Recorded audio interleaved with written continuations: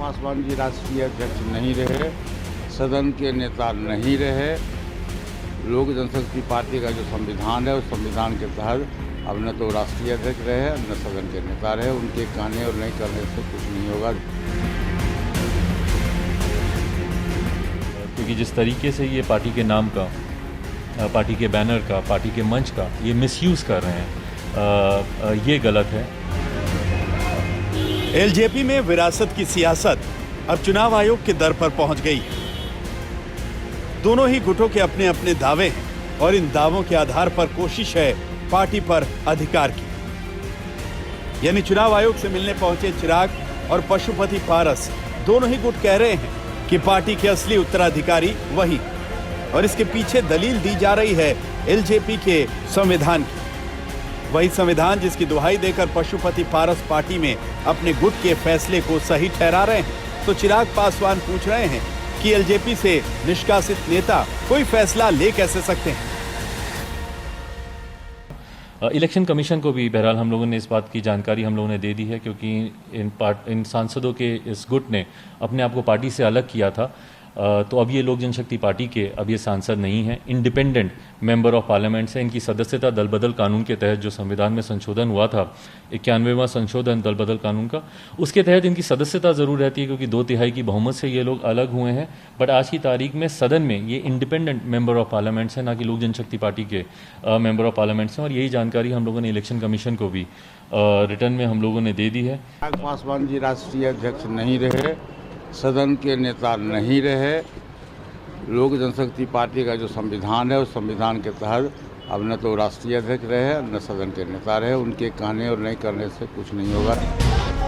LJP पर अधिकार की ये लड़ाई दिल्ली से लेकर पटना तक चल रही है और इसका असर सड़कों पर भी दिखाई दे रहा है। दोनों पक्ष किसी भी मोर्चे पर दूसरे से कमजोर नहीं दिखना चाहते। इसकी बानगी उस वायरल ऑडियो में हुई जिसमें चिराग पार्टी के एक नेता संजीव सरकार से दमखम दिखाने की बात कह रहे हैं।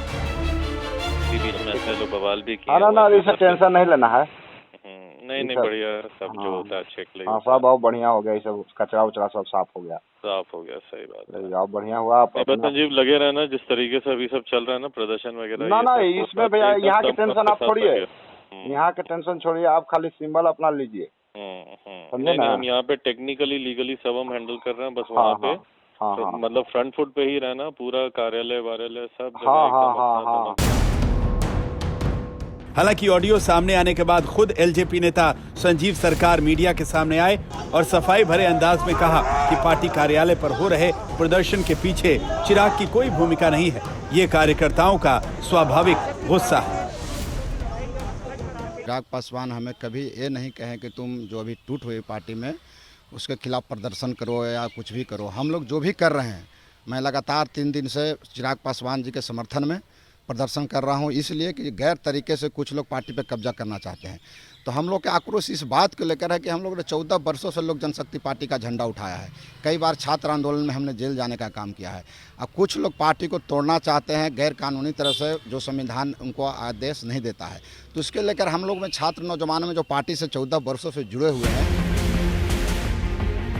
एलजेपी के सही दावेदार चिराग पासवान हैं या पशुपति पारस, इसे लेकर चुनाव आयोग जल्द ही दोनों गुटों से सवाल जवाब कर सकता है।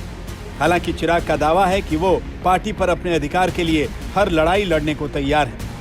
जैसा मैंने कहा, पार्टी को बचाने के लिए जिस भी स्तर पर ये लड़ाई लड़नी पड़े, पहले तो मेरा पूरा विश्वास है चुनाव आयोग पर कि जितनी जानकारियां हम लोगों ने उनके समक्ष रखी है और इसके बाद भी जितने भी वो एविडेंसेस मांगेंगे या जितने भी डॉक्यूमेंट्स वो मांगेंगे, पूरा डॉक्यूमेंटेशन हम उनको प्रोवाइड करेंगे, जो भी चीज़ उनको चाहिए होगी। मुझे उम्मीद है कि चुनाव आयोग से ही इस विषय को सुलझा लिया जाएगा। बट अगर ज़रूरत पड़ेगी तो हाई कोर्ट, सुप्रीम कोर्ट, जहाँ पे भी जाना पड़ेगा, पार्टी को बचाने के लिए हर लड़ाई लड़ी जाएगी।